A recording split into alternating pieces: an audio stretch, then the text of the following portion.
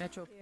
I'm Gail Mello, president of LaGuardia Community College, and I want to welcome you to Building Inclusive and Progressive Cities, a conversation with New York City Mayor Bill de Blasio and London Mayor Sadiq Khan. Peace and greetings be upon you. It's my honor to introduce this extraordinary panel that we are delighted to have today.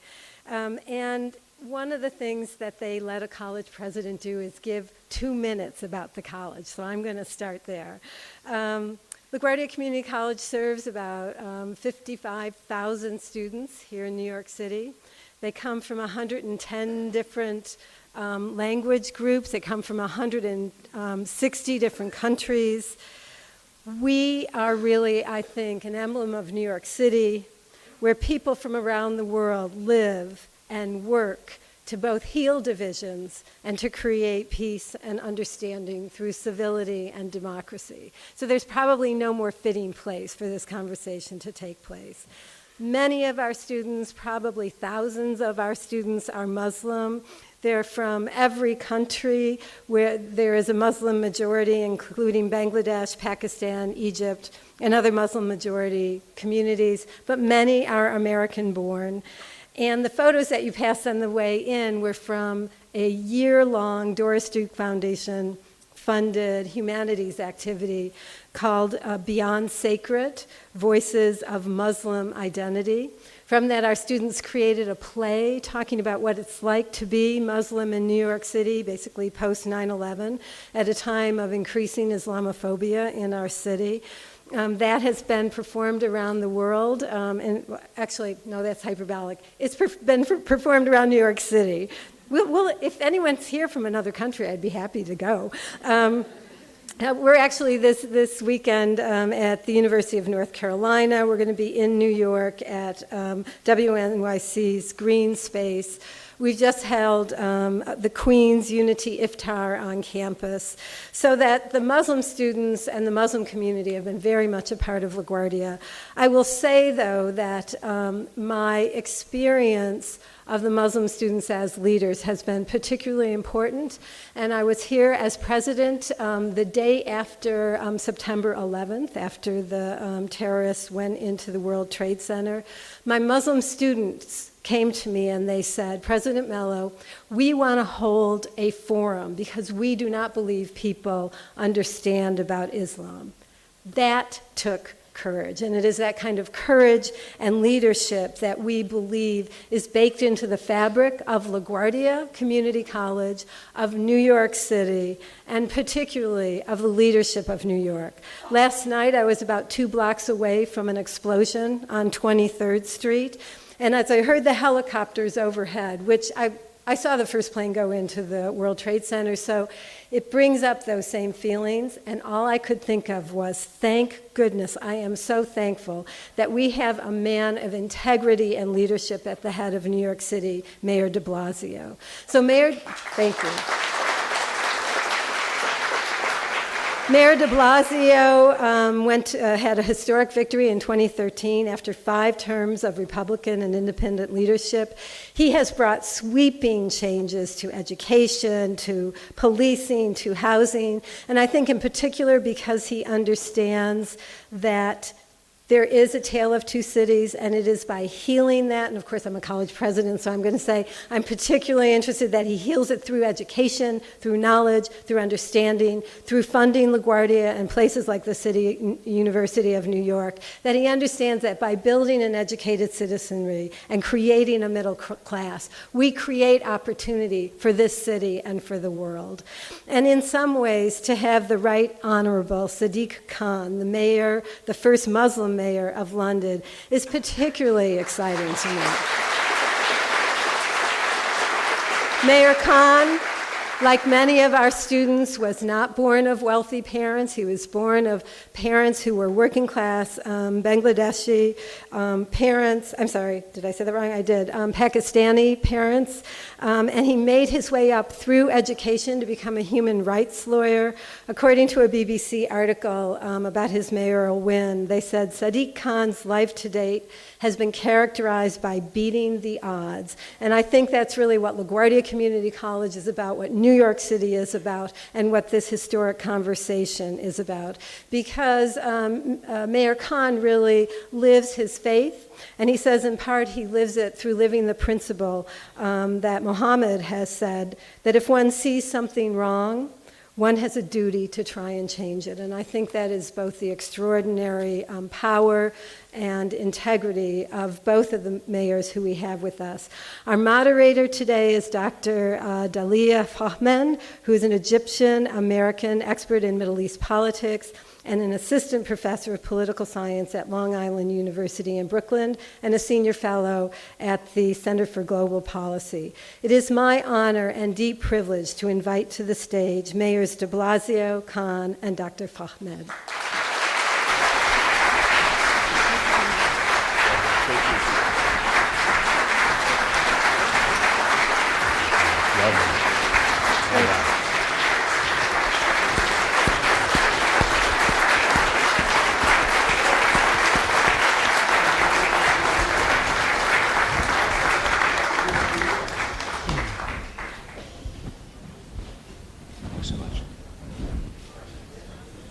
So what make New York and London unique and similar is that they're both large and diverse cosmopolitan cities.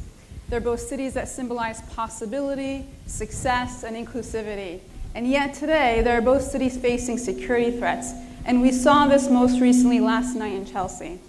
And caught in the midst of polarizing rhetoric, used too often by politicians seeking to advance agendas that seek to divide and capitalize on a 24/7 news cycle, it's an atmosphere that could leave many people feeling vulnerable. All of which underscores the importance of the progressive politics of inclusion, equality, and bridging the inequality gap, creating more access to government for all, affordable housing, gender equity, and actively countering fear and hate. Commitments these two mayors and we all share. Today's conversation will focus just on that, and on the challenges and trends we see both in the United States and Europe, and how communities and officials elected by people can come together to work towards a progressive and inclusive future. The Mayor's Office of Community Affairs Unit is proud to host this conversation between these two dynamic leaders. Please welcome London's Mayor, Mayor Sadiq Khan, who incidentally did not have to use his Trump-issued exemption to enter the United States.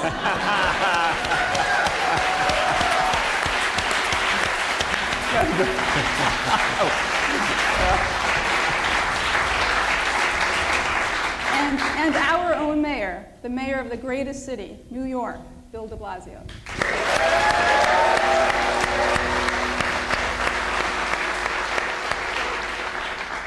Mayor de Blasio, let's jump right in. How does something like last night hinder the efforts to build an inclusive city? And as mayors, what steps do you take in your respective cities to overcome the fears and feelings of insecurity? Thank you so much. I'm going to respond to that, and I want to talk about, in fact, the press conference we had just an hour or two ago. But before I do, let me just honor those who put together this gathering and thank them. Thank Dr. Mello for her leadership. By the way, LaGuardia Community College, not only a great example of all New Yorkers together in one place, but named after our greatest mayor, an exemplar of inclusion. Fiora LaGuardia was fighting for inclusion and respect for all people and respect for immigrants long before it was considered politically acceptable. And that's something we need to remember and honor, and this is the place to be. Dr. Dalia Fahmy, thank you for your leadership. Thank you for moderating today. And Mayor Khan, for us, it's an extraordinary pleasure and honor to have you in New York City. I have already had the joy of having gotten to know Mayor Khan first when I traveled to Great Britain a few years ago, and more recently when we spoke after his tremendous victory. I can safely say you have sent an extraordinary message to the entire world, and it means so much to us in New York City. We value you, and We appreciate you, and having you here, even for just a few days, makes New York City a better place. Let's thank him again.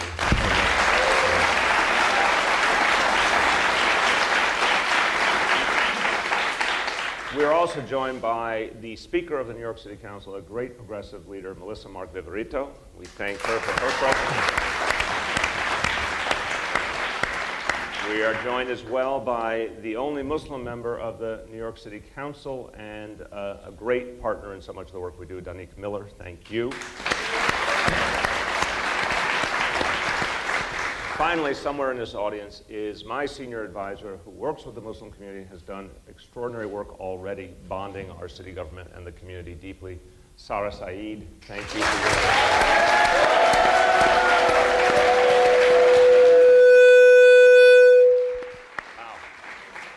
Wow. Sarah is so popular, you got that feedback coming over. It's wonderful.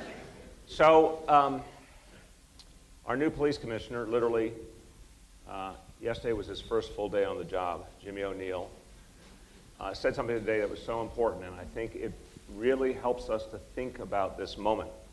We're all deeply affected by what happened last night. He said the NYPD will do everything in its capacity, and that's saying a lot. The largest police force in the United States of America, the most sophisticated, the one with the strongest counterterror capacity. But he said we need the people. We need the people to help us. We need information, we need involvement, we need inclusion from the people to be the best partners of the people to keep them safe. And I think it's very important to recognize those are the values of Commissioner O'Neill, and those are the values of today's NYPD, and I think it's a touchstone for this whole conversation. Last night, to say the least, for everyone who was there, I talked to so many people yesterday and today who were near the site. Of course, it brought back tremendous fears and bad memories of 9/11. It's a reminder, even though that fear existed last night, it's a reminder of how far we came, because this morning I talked to so many everyday New Yorkers right around that neighborhood who said we knew it was our obligation to go about our lives, to come into work. We don't know yet what happened, but if it was anyone's effort to intimidate, New Yorkers are not going to be intimidated. And there was a very powerful and resilient spirit. So my message today is whatever we are facing, New Yorkers get through it together. I know Londoners have a tremendous example of the same. The direct connection between police and community, the deepening of that bond will be one of the things that strengthens us in our work. And we believe in having the capacity we need. So we have a larger NYPD than we had a few years ago. We have a stronger counterterrorism capacity. That is part of the prevention, that is part of the response. But the best way to sustain safety on every level, that could be the fight against terror, it could be dealing with the issues of gangs that plague so many communities. It's the same common thread, bond police and community more deeply together. That's what we seek to do.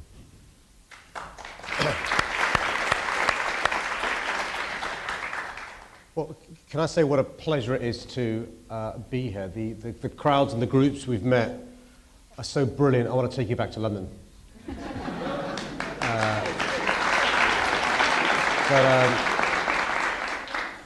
It's important in the context of the explosion last night for me to say this to you.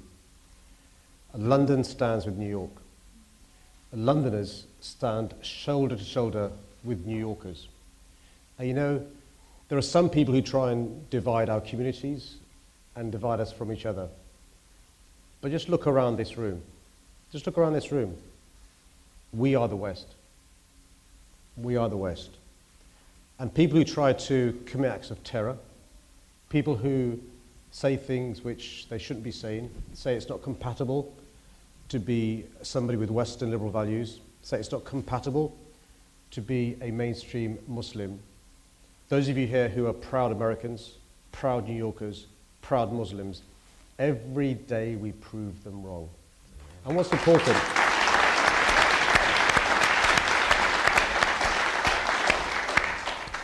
What's important is this.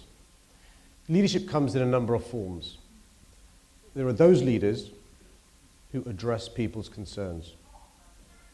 There are other leaders who play on people's fears. And I've been really impressed with the Mayor of New York's actions over the last few hours. And I say this not in a patronizing way, but the easiest thing to do is play on people's fears. Far more difficult to address the fears.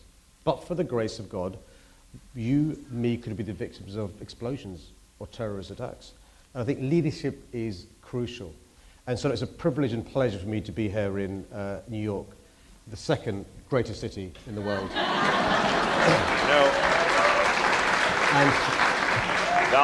And Dahlia, you're going to have to step in here.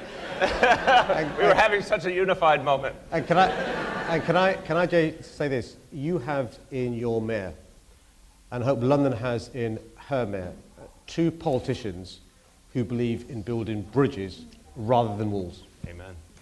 Amen. Mayor Khan, you became London's mayor with the largest mandate in the history of British politics. So can you say that again? In the mayoral election that saw the highest turnout ever, Mayor de Blasio, you became the first Democratic mayor in New York after 20 years, 2 decades of Republicans and independents, and frequently invoked the tale of two cities. How important is the idea of inclusion to your governing philosophies? What programs do each of you implement or plan to implement in your respective cities? Mayor Khan. So firstly, let me be honest and candid, cards on the table. When I first met Bill, when he came to the Labour Party conference, I arranged to meet Bill. I was a shadow Justice Secretary, but also the Shadow Minister for London, in charge of the London elections. And I was inspired by the campaign narrative Bill had of a tale of two cities. Because it wasn't about Charles Dickens.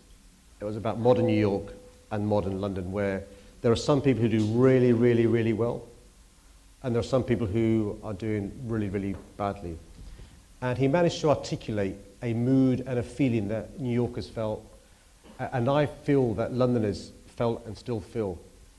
And, you know, there's a previous mayor, of course, of New York talked about campaigning in poetry, but governing in prose. And that inspired me. And I pulled some strings to get to meet Bill, and we've kept in touch since. But when you become a successful politician, whether it's a mayor, a member of parliament, a president, it's really important to be inclusive.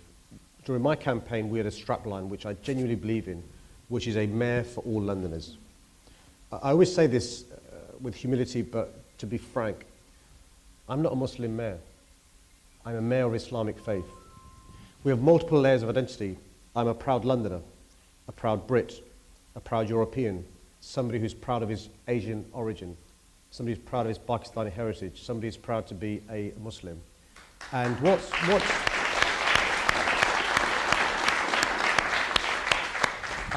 what I worry about is people who play on the politics of fear. So in London, during my campaign, I could have rose or stooped to the negative campaign of my opponent. London saw the most divisive campaign in our city's history. The impression was created by my opponent that London wasn't ready to elect a politician of Islamic faith. Some of the worst sorts of Islamophobia you've ever seen were commented on during the campaign. Now, I didn't stoop to that level. Instead, what did we try and do? We tried to energize, enthuse, and excite people to join my campaign. It was literally a choice of hope over fear, unity over division, and we won. And I'm optimistic over the next few weeks and months. I shouldn't really get involved in the American elections.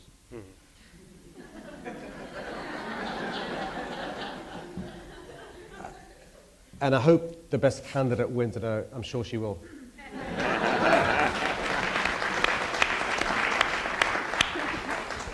That was very subtle. I think the notion of inclusion is one of the tasks, one of the missions of our time.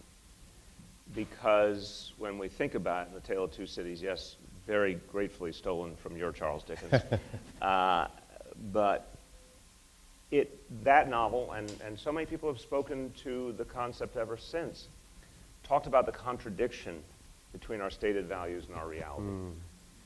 I had the pleasure to be just a few days ago up in Montreal for a gathering of progressives from around the world. And on the way, I read a book called Plutocrats by Chrystia Freeland, who's now the Minister for International Trade in the Trudeau government. And she had a passage I had not seen before. She had this long exchange between Thomas Jefferson, one of his contemporaries, about the question of what life in America was supposed to be. And it was not just the stated rights to free speech, etc. And it will, I will say immediately, it left out entirely the massive contradiction of American history, which is slavery. But in speaking of the typical life of an average American, that there was a strong commonality between a farmer or a shopkeeper or even someone of greater means. There wasn't that much distance between them in terms of wealth, and that was actually the imprint with which this nation was created. It was not created to be a wildly stratified society. And I say this with all due respect, because you're one of the people trying to change some of the history of your nation. You know, the nations that America looked to as a model we wanted to move away from had royalty, had a caste system of various types. America was supposed to be something different. And along the way, the conversation over years and years and years devolved much more into civil rights concerns and other matters of huge importance. But this economic fairness conversation got muddied over time. Very strong, perhaps, in the days of Fidel LaGuardia and Franklin Roosevelt, but they got muddied. In recent years, as our nation and our city became more and more unequal, that reality wasn't surfaced. So I think what you did in your campaign, what I did in my campaign, was we said it's time to say this out loud and address it. The good news is you actually can address it. When you create affordable housing on a massive scale, you go at the heart of the number one expense in people's lives. You go at the heart of exclusion versus inclusion, right? People cannot afford to live in a city and are forced out of it, experience one of the most tangible forms of exclusion. When you provide educational opportunities across the board, and we're very proud of pre-K for all because it is totally inclusive. Anyone, regardless of class, background, neighborhood, just come in and sign up your child. Those are examples of inclusion that get to economic realities that, you know, the classic formulation. We can't actually achieve a truly democratic society if we have wonderful theoretical rights but massive economic inequality. So we can go at this with tangible things that change people's lives. We also can talk about and act on the question of inclusion in multicultural society. And let's face it, we not only have the challenge of decades and decades of people who were different being treated unfairly in this country or degraded or minimized. We had an overlay of that, particularly since 9/11, a very rampant Islamophobia, very overtly fostered by some. And simultaneously, sadly, this crazy national attempt by some to indict immigrants. You know, that would be a really interesting approach in a country that was ethnically, you know, if we were in Iceland, maybe the indictment of immigrants would be a fascinating approach. It would be morally wrong, but maybe you could actually say, you know, we're pure.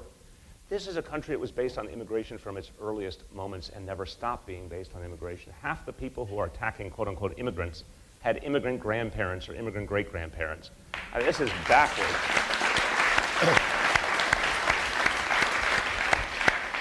So just to conclude this point, they all wrap together. If we want to have an honest conversation in this city, in this country, and we want to talk about people's frustrations, and they have very real economic frustrations, and manipulative, demagogic people are taking advantage of honest economic frustration and then trying to turn people against a presumed enemy. And here's the great irony. The presumed enemy they have chosen are hardworking, struggling immigrants, when the people who actually created the distress for the vast majority of Americans are billionaires. As simple as that. The powerful and the wealthy created the reality. The immigrant working in the kitchen at a restaurant you go to, or working in the fields in California, did not create your economic reality. The people in power created your economic reality. And that's what we have to say in this country. And finally, that we in this city, knowing our national government has not recognized the honest and obvious truth that everyday Americans get. There's 12 million people here who happen to be undocumented. That does not make them any less American. They're our neighbors. They're next to us on the subway. They're our coworkers. While we are going to do everything we can for comprehensive immigration reform, in this city, we did a simple thing. We issued IDNYC to anyone, regardless of documentation status. And I want to thank the City Council for the tremendous support and involvement in this initiative.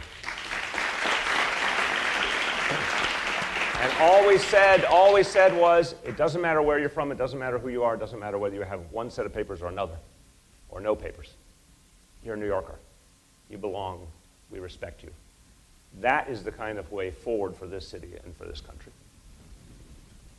Mayor Khan, how do you reconcile the vitriol and rhetoric we saw during the Brexit campaign, as well as during your own campaign, with the fact that London elected a mayor of Muslim descent? Well, it's something that the mayor, that Bill alluded to, which is, look, we've got to recognize that New York and London are great cities, and the USA and the UK are great countries, but there are people who can't get their son or daughter into a good school. There are people who can't get their parents or themselves decent health care. There are people who can't get housing that's affordable to buy or rent. Now, the easy thing to do is to blame the other. And whether it's the EU referendum, or let me be frank, whether it's the current presidential elections, people use the referendum or the election as a proxy for grievances you had. So what does one sort of politician do? He or she will say, you know what, all these problems will be solved by voting to leave the EU, or by voting for, I don't want to name the candidate, but certain candidates to be the president of the USA. Whereas what's more difficult is to understand and empathize with those concerns and then address them. So what is the problem in London in relation to housing? Same as New York. A situation where for those who can afford to buy or rent, they're able to do so. Yet there aren't enough genuinely affordable homes to buy or rent in London, same as New York. So we've got to fix the housing crisis. That's what the mayor's currently doing, not scapegoating somebody. What's the issue in relation to a growing population? Our population is 8.6 million. By 2020, it'll be 9 million. By 2030, 10 million. Growth per se is not bad. It's lack of planning for the growth that's the problem. So we've got to invest in infrastructure and plan for the future. Let me give you another example. Our cities are very diverse. I mean, Bill referred to Justin Trudeau and Montreal. Justin made a great speech recently where Justin talked about diversity is a strength, not a weakness. Diversity is a strength, not a weakness. But we've got to recognize that in cities that are increasingly diverse, we've got to ensure people integrate, live interconnected lives. Whether you're rich or poor, whether you're Christian, Muslim, Jew, Hindu, Sikh, not a member of any organized faith, whether you're old, young, lesbian, gay, we've got to, as politicians, make sure we aren't complacent about people mixing. So I've appointed, for the first time in London's history, a deputy mayor, and his title is Social Integration, Social Mobility, and Communities, because we can't assume that people are going to mix. And that means thinking about planning. Are we building in a place for people to mix and mingle?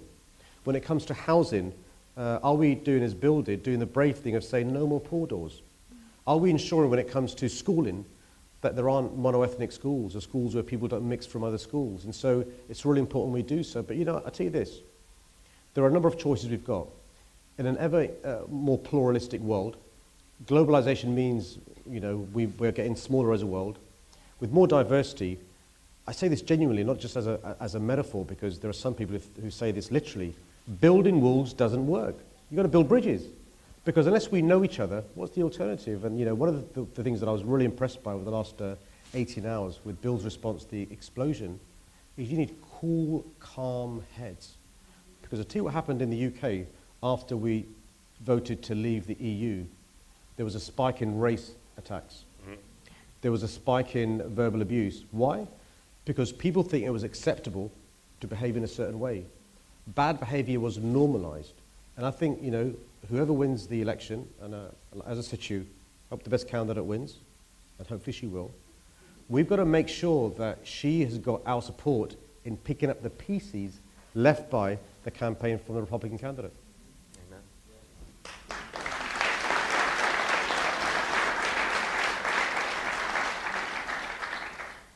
Blasio, how do you view the U.S. presidential campaign, and how do you account for the rise of Trump?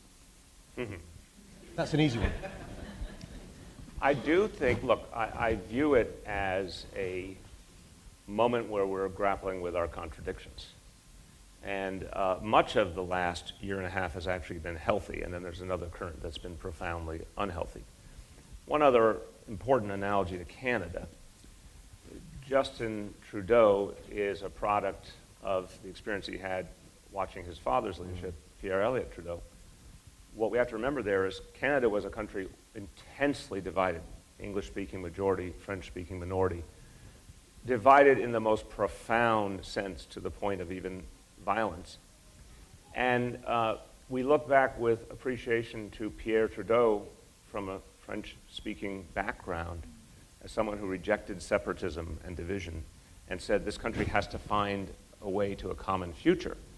And I've seen this before in Canada, but I was very touched by it in Montreal, because now there's a commitment to two languages. So you see French speakers come up and do their damnedest to speak English, and vice versa. English people may be a little bit tortured French, but they get the French out to say we're together. And it's almost a little bit of a metaphor for what America has to grapple with. It's not always easy or perfectly symmetrical, but we are a nation that has always had a strength in diversity, and we're a nation of complexity, and so it's really a fork in the road. You can turn that diversity and complexity into a negative and turn against each other, or you can say this is actually the blessing because obviously America has been a successful country over generations, and in a more globalized world, by the way, a more diverse and international population has so much to recommend it. I think the rise of Trump on one level is not shocking in the least because it is about the anger and frustration that was mounting over economics, that was intensified by the Great Recession and never addressed. Remember the last two presidential elections, 2008, just as the recession was hitting, 2012, really a referendum on an incumbent. This was the first open field opportunity for America to consider itself after the Great Recession. And our issues have not been addressed. That's the bottom line. The inequalities have not been addressed. Who was responsible for the Great Recession has not been addressed. The changes that people yearn for to make sure these things can't happen again have not been addressed. There's an anger and a frustration that's legitimate, whether it channels towards Donald Trump and then, of course, in many cases takes an illegitimate form of racism and xenophobia and Islamophobia, or whether it channeled towards a Bernie Sanders. It speaks to something that must be addressed. Now we have a chance to do that. And I won't make any political statement. I will also say there are two candidates. I think one actually wants to address this issue, and she has a platform that says that in very powerful ways. But I think this is almost a coming-of-age moment for the United States of America for us to decide who we are. We're either a proud multicultural society, that's why I use that Canadian example. It's not always easy, but we have to come to a decision that we are a proud multicultural society that will not long from now be a majority-minority society, and we are proud and comfortable with the shape of who we will be, and we do not want an ever more unequal society. In fact, what is more American than saying we have to double down on a more fair and inclusive society? This is when we have to decide that. Mayor Khan, as you watch this election from afar, and you see the rise of populism in the United States, but an exclusionary identity that targets Muslims specifically and immigrants, what do you make of this? It's heartbreaking. I mean, you have a history and a legacy of tolerance, of diversity, of respect. I mean, just think about the successful, famous Americans of Islamic faith in sports, in engineering, in media, in all sorts of fields, medicine. And what's heartbreaking is, you know, when you look at what is the ideology propagated by so-called ISIS or Daesh, what do they say? They say it's not possible to be a, you know, as I said before, Western liberal and be a mainstream Muslim. And that's used to radicalize young people. I'm afraid the bad news is there are people born and raised in London, born and raised in New York, born and raised in Paris, born and raised in the West, who were groomed and radicalized to hate their neighbors and friends. because what these people say, charismatic preachers of hate, so-called ISIS or Daesh, is the West hates you. You can't be a Muslim and a Westerner. And when you've got a great country like USA where a mainstream politician is saying similar things, basically, you're playing into the hands of so-called ISIS and Daesh. And, you know, when I look at New York and its success, and London and our success is basically because of we've recognized the contribution good immigration can make. London's benefited socially, economically, and socially from immigration. All great cities are open to what? They're open to people, they're open to trade, and they're open to ideas. And, you know, I think we've got to recognize that actually the politics of fear is a short-term way, and it's possible to win elections on the politics of fear, by the way. Previous elections have been won using the politics of fear. Actually, that's the easy bit. The more difficult bit is what Bill was alluding to. How do you get inclusive growth? How do you get inclusive prosperity? How do you reduce inequality? How do you ensure people know they've got more in common than divides them? And that's the challenge. And you know, by the way, again, to paraphrase Winston Churchill, democracy is the best we've got because the alternative is a lot worse. But that means turning up and taking part. And so my plea to you is this: look, get involved in this campaign. Get involved in this campaign, whether it's you know, in this city or elsewhere. Make sure your friends and family are registered. Make sure your friends and family campaign. You've got a stake in this. You've got a stake in this. I'll tell you this, I've got a stake in this, right? I love visiting America. You know? And, you know, I want to keep on coming back to see my good friend Bill. So, you know, do your bit. Nicely said. How do you help or work with young Muslims in London and in New York City who are facing not just increasing hate, but now violence? In the past year, we have seen in the United States 210 acts of violence against Muslims. What is your role in this? I think there's a couple of different things. I think one, and this is true for all our young people, but for those who have suffered exclusion or those who have seen those acts of violence, we have to send a very powerful, clear message that we believe in them. We believe in our young people. We believe in all of our young people. We believe in our Muslim young people. We believe they are going to build the future of New York City and the United States of America. Partly, one thing to begin with is to affirm and embrace and show that they matter. I'll use an analogy, but I think it makes an important point. We had a huge and searing debate in this city and a very painful experience over a previous broken, unconstitutional police policy of stop and frisk. That affected young men of color overwhelmingly. Ergo, there was a government policy that was basically treating young men of color as criminal suspects regardless of whether they'd done anything or not. Of course, the vast majority had done nothing. But in effect, a conscious policy was sending a message of delegitimization, of devaluing of these young people. I'm very proud that we and the City Council together worked together, ended that policy, brought a new approach in that has actually made us safer, but said to our young people, no, we value you. We believe in you. I think we have to do that with our Muslim young people very affirmatively. One of the ways we did that, symbolic on the one hand, practical on the other hand, but something that people could feel, as we said in the biggest city in the United States of America, we are proud to recognize the historic parity between three great faiths, the Jewish faith, the Christian faith, the Muslim faith, and say, we are going to recognize, just as we do the Christian and the Jewish holidays in our schools, we're going to recognize the two Eid holidays as official school holidays.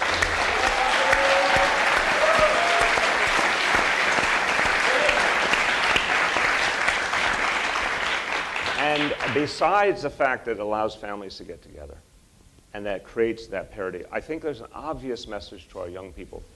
If you're part of a society that says your faith is as respected, literally, here's a simple equation. You get Christmas off, you get Easter off, you get Yom Kippur off, you get Rosh Hashanah off, you get two Eid holidays off too. It's saying you matter just as much. Your faith is just as important, just as embraced, just as a part of us. So I think it is the message, I think it is the manifestation of the message through actual policies, and I think it is also a constant commitment to addressing very visibly, aggressively, any act of hate.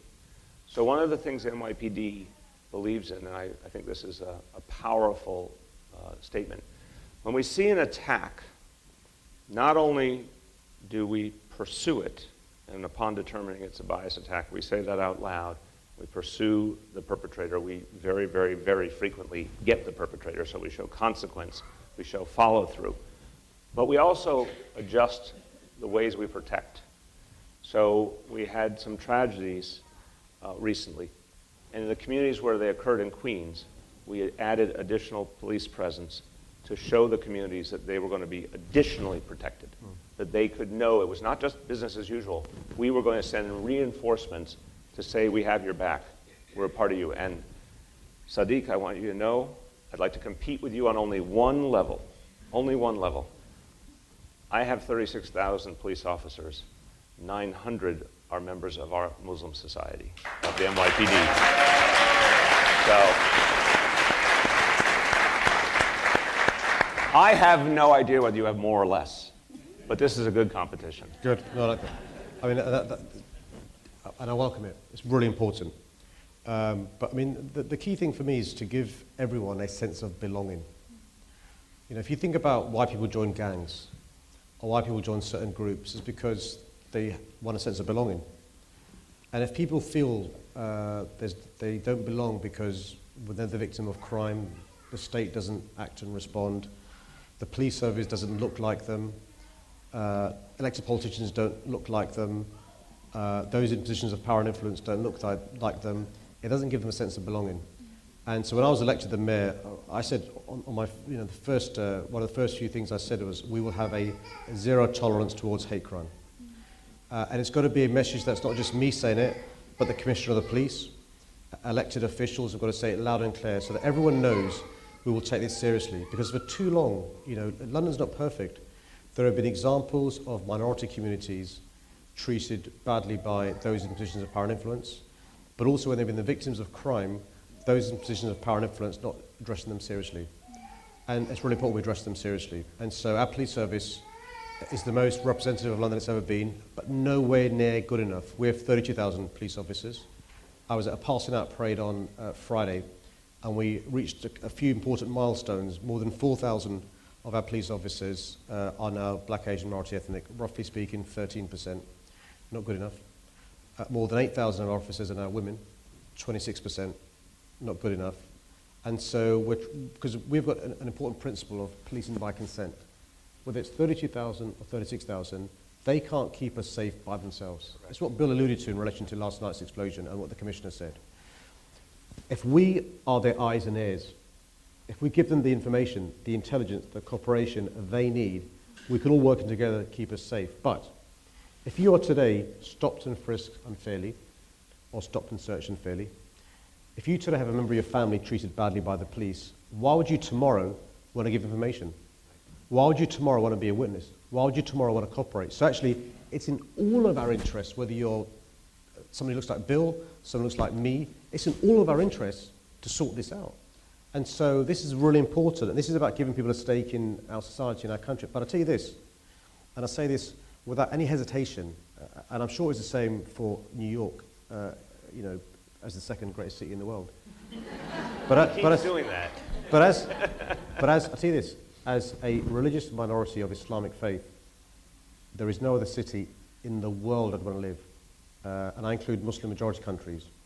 And I'm sure it's the same for New York, except for London, of course. I mean, the only other place you want to live is London. But why is that? Because there are rights to protect us. We have civil liberties. There is a rule of law. You've got great mayors in these two cities. But also, you know what? We're not complacent. Neither Bill or I will say things are perfect, and we recognise we've got to do a lot more. I'll tell you this, though. I'd rather have him and me in power than the other guys.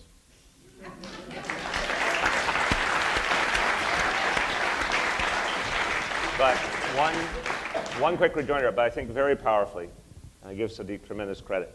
You know, that simple notion of saying, here we are on our evolutionary scale, here we are in terms of an inclusive police force, for example, but not good enough, is very powerful to not fear an honest acknowledgement of the progress yet to be made. Because in one way, you know, our constituents listen. And if you say everything's perfect, they tune you out. And if you say everything's dire, and you know, I will refer to a recent big meeting in Cleveland a few months ago. If you say everything is dire and there is no longer a hope, they tune you out rightfully. But if you say, we've shown we can make progress, there's more to be done, it has a ring of truth. One very specific point off of what you said about cooperation with police. When we put together the notion for IDNYC, you know, I'm sure there are some who would have thought, wow, I bet the NYPD was very hesitant that the city of New York would have its own ID card. What would that mean, security, et cetera? I want you to know the NYPD, of course, had very important standards they wanted to ensure were part of IDNYC. So they had quality standards they very much wanted to see. But after that, they were exceedingly enthusiastic. And this was one reason I wouldn't have fathomed previously. They said, you know what? We need, exactly to what Sadiq said, we need people to come forward. We need people to say if they've seen something. We need them to feel they can confide in us. And one of the problems we have is in a lot of interactions with people, they don't have an ID. That means we have to take, if it's been some kind of incident, we have to bring them to the precinct. We have to process them. But they have an ID, the relationship between a police officer and the individual changes entirely. So they said, we want everyone to have an ID. We want to be able to relate to everyone equally. We want to create an environment where they feel they do belong. They were quite conscious of this. They wanted an environment where folks who were not documented felt more they belonged, because that would give them the confidence to work with their police force. That's an example of a voice you wouldn't have expected to say it by some conventional wisdom, and yet some of the strongest endorsement of the concept of inclusion came from the NYPD. We have a couple of questions from the audience. Oh, these are going to be hard, aren't they? So the first comes from Vanchika Sharma, and she says, the UN has identified 17 Sustainable Development Goals. You should name them. That the global community should strive towards achieving by 2030. Building resilient cities and combating climate change are just some of these goals. What measures have each of you taken in your respective cities to create more sustainable and environmentally conscious cities? So look, so this is really important, because if you look at my view is this: if the 19th century is known as a century of empires, 20th century is a century of nation states, the 21st century is all about cities and mayors. Here's where the action is. Because in relation to fixing climate change, it's us that have got to do stuff. We're far more nimble, we're far more effective at improving issues around climate change than national governments or treaties can be. So let me give you a challenge in London. So in London, the air quality is poor. Last year, and this is a combination of what's called nitrogen dioxide and particulate matters. We've managed to grapple with some of the carbon dioxide issues. So last year, for example, the experts say 9,500 Londoners died because of bad air. There are children in parts of London whose lungs are underdeveloped. And actually, the worst air is in the poorest areas. So climate change is an issue of social justice. So I've announced the boldest and most ambitious plans to fix air quality. And by the way, the previous mayor had done a study, and the study showed that there are 433 schools in areas where the air is illegal, and he buried the report. So it's an issue of social justice for us. So we've got a bold and ambitious plan to clean the air by, for example, charging people, if they come into central London with polluting cars, they've got to pay more. We're going to have an ultra-low emission zone, so the zone will be expanded quite wide. If you've got a clean car, you're rewarded. If you've got a bad car, you're not rewarded. All our buses, the new buses, will be either electric-powered, hydrogen cell-powered, or a combination of hybrid. And there's a lot more we're doing in relation to this issue. And as I said to you, mayors can do a huge amount in relation to this. One of the things that Bill and I will be discussing is how we can, as cities, make sure we, for example, have sustainable energy. How we can make sure when we build homes, they're sustainable homes. Because we've got to recognize that actually we can be either the last generation that doesn't get it, or the first generation that gets it. Anawar Anabi. Amen. Amen. I think that's beautiful. When I talk to my children, I see a fierce, intense desire to address climate change. And I know that they wonder how the previous generations let it get to this point. I think Sadiq is exactly right. All of us who are blessed with the opportunity to lead have to turn things right now. Now, to your point about mayors, and I've heard this, I'm sure you have too, from your colleagues in your nation. I've heard it from mayors from different continents and certainly mayors around the United States. When your federal government, your national government fails to act on an issue that is clearly global, we have no choice but to take matters into our own hands. Now, we should push, of course, and I credit President Obama because there has been some real progress in the last few years. But it isn't where it needs to be, and we have no illusions. There's been a retreat by national governments in too many instances from taking full responsibilities. And so cities, we implicitly take full responsibility. It is our nature, and we have no choice because we look our constituents in the eye. They're not far away. They're part of our lives.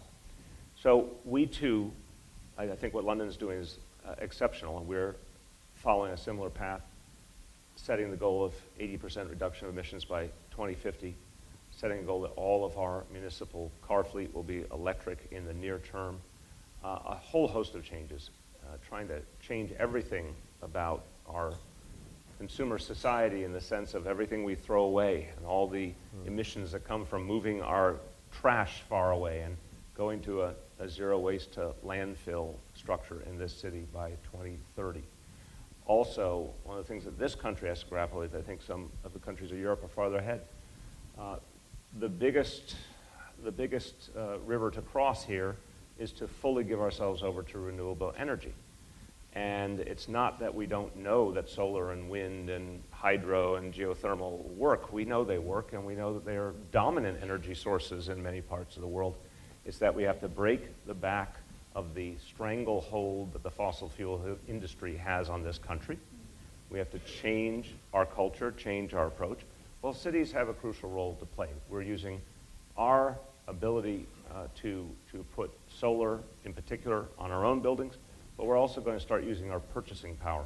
Our city is a big market unto itself. We're going to start using our purchasing power to move away from fossil fuel and move to renewables and try and create that critical mass in this country where renewables become more and more affordable and more the mainstream. So, finishing Sadiq's point, you know what? We have to look our children and grandchildren in the eye. And that means we need to be really hard on ourselves in the best sense. We have to really demand of ourselves that we break out of that gravitational pull of the way we grew up, which is sadly poisoning us. Because the options are there, the alternatives are there. We have to be clear and bold about embracing them. Our next question comes from Sara Al-Bahari, and this is for both of you. How do you empower minority women in your cities and ensure equal rights for both sexes? So this is personal to me because I'm the father of two gorgeous daughters, and my life is run by women, and it's important we sort this out. Look, my mum is my inspiration. My mum has 8 children. I'm the best looking. She has so when she was raising us in a housing project, in addition to raising us, she would sew clothes, do piecework to help my dad, who was a bus driver, and she'd get 50 pence a dress. She now has 24 grandchildren and 3 great-grandchildren. And the reality is, my 2 daughters, who I love and adore, have the potential to be anything they want. But here's the problem. Even in 2016, in one of the most progressive cities in the world, if you're a woman, you earn less than a man. If you're born a girl, your life chances are less than a man. And that can't be right. So when I campaigned, I said I want to be a proud feminist in City Hall.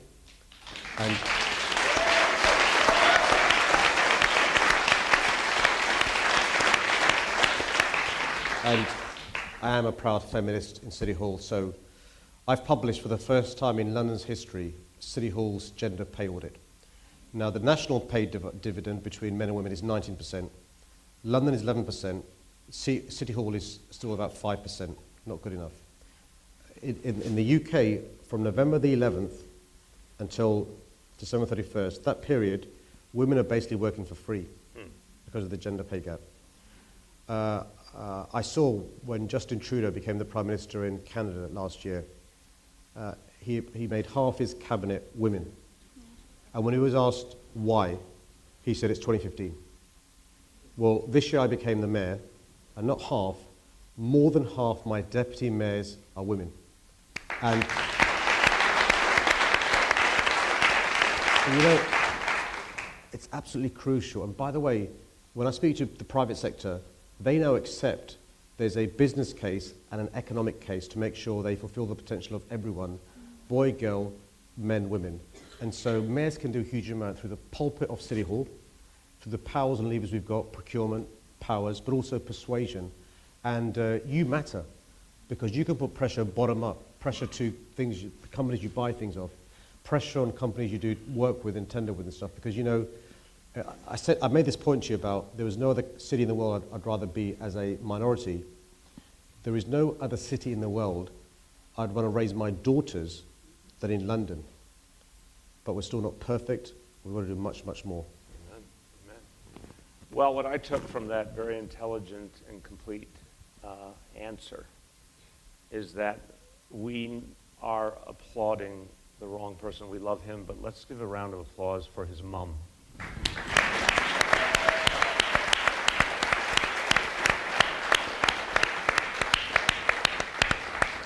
Sadiq, it's been great, but I want us now to transfer all our adoration to his mom, okay? Because clearly she's the one responsible for all of this.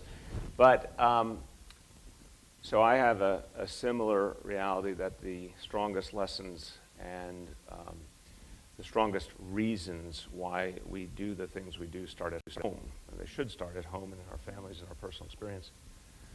So I believe at one point I made the mistake of telling my very strongly feminist wife, Shirlane, that 50% women would be a good goal. She has come to the conclusion based on research that women are in fact the majority. And so she said, I think it has to be 52%. And so I then had to find a way to do better. So right now, in the senior positions of the most senior positions of New York City government, I believe as of the last few weeks, we're at 57% women for the most senior positions. This is a good competition. And that is making up for a lot of unfair history, but it's also about choosing very talented people. And once you take away the negative screen, once you just open things up, it puts the lie to, I think a lot of people in this room can relate to it, for decades in this country, the answer whenever various leaders were asked why they didn't have diversity in their offices, in their cabinets, et cetera, was they couldn't find qualified candidates. Mm-hmm. The biggest of all the big lies. There's always been qualified candidates. Once you actually open things up, you have a surplus of wonderful qualified candidates. So one part of it is saying, we take that 50% goal as a minimum in terms of women. We want that diversity, whether it's our police force, whether it's all parts of government. Obviously, working on equal pay. But I would go and say there's another part of the equation, which is recognizing the reality of everyday life. I can't say this with pride as a man. I say it with a sense of admonition that we know women not only play the professional role they play in our society, but then go home and take on the vast majority of the work in the household. We have to address that side of the equation too. That's an equality issue unto itself. So we in this city, the combination of things we try to do, whether it's paid sick leave, again, thank you to the City Council. Over the last years, we've extended paid sick leave to 1 million more New Yorkers who didn't have it. That helps women in particular, whether it's pre-K and free after-school programs for our middle school kids. That helps everyone in the family. It helps women in particular. It lightens the load economically. It lightens the scheduling burden. All of the things, obviously affordable housing, creating a society that doesn't create an incessant contradiction for women. We lighten the burdens and open up the door simultaneously. That's the model we're working on here. So here's our final question. This is for both of you. What is your closing message to everyone who's here with us today, particularly young people? We have a lot of young people in the audience. How would you encourage them to be more involved in their communities and in their government? Well, I'm going to start because I want the man of the hour to have the last word. And again, Sadiq, it's such a joy for us to have you here. Pleasure. Such a joy. I'm going to speak to all of us, a nation on the precipice of a decision, the most monumental, most pertinent decision we've all made in a long, long time. You know, whatever our critique of our society or whatever the imperfections of our democracy, the core concepts are alive and functioning, and it is about deep involvement. The only way negativity wins in this country is if people don't participate. This is a literal statement. It is proven time and time again. There is a clear working majority in America for tolerance and inclusion. By the way, I could give you 1,000 examples if you just look at this stunning, less than a decade trajectory on marriage equality.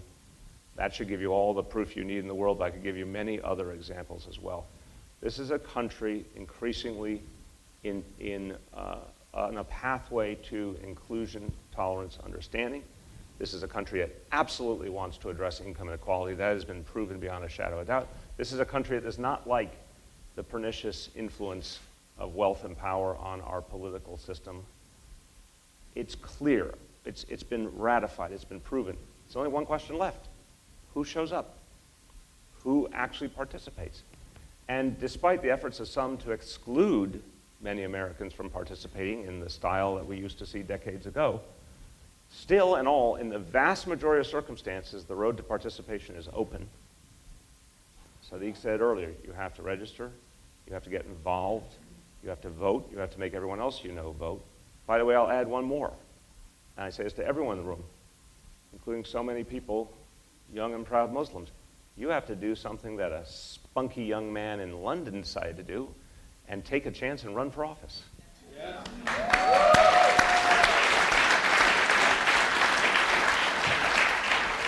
And I want you to know that all of the political pundits and experts made 100% clear that it could not happen, not only in the year 2016, it could not happen in our lifetime that a Muslim man would be elected mayor of London, England, except he was.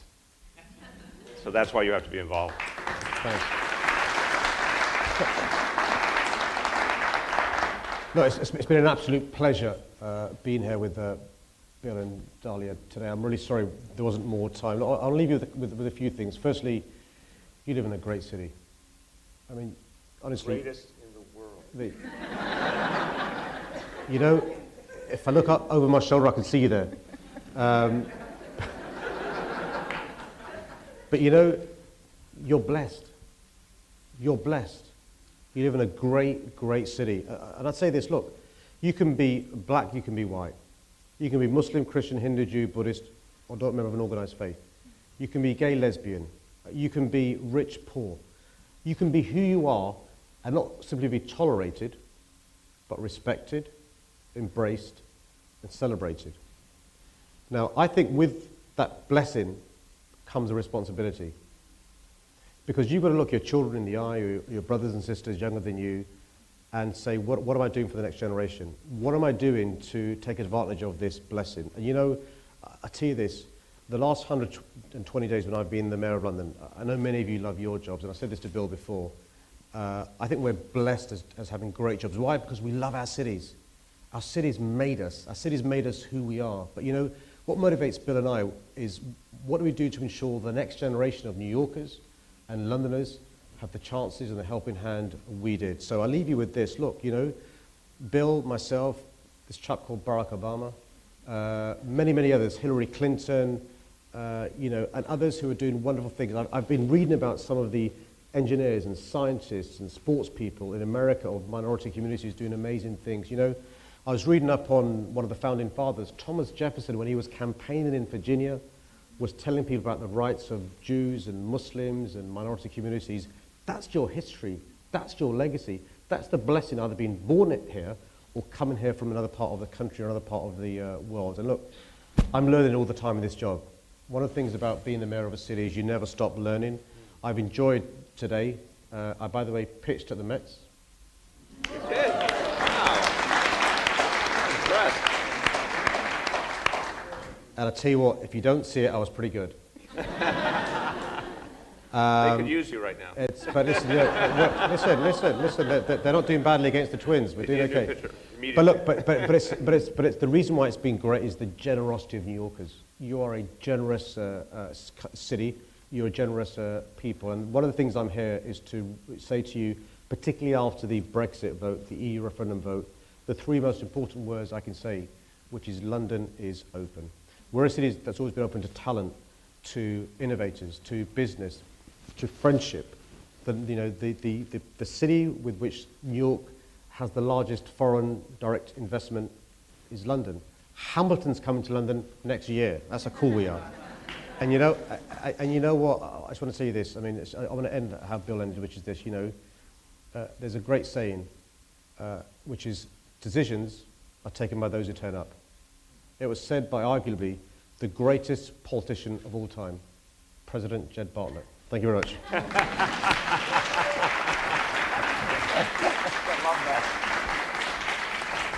Please join me in thanking our two wonderful mayors. Thank you so much for joining us. Thank you. Thank you. Thanks a lot. Thanks for coming. You did great. Good to see you. Okay. Nice to see you. Nice to meet you. Okay. Nice to see you. How are you? How are you? Thank you very much. Thank you very much. Thank you. How are you? Seeing you Thank you for coming.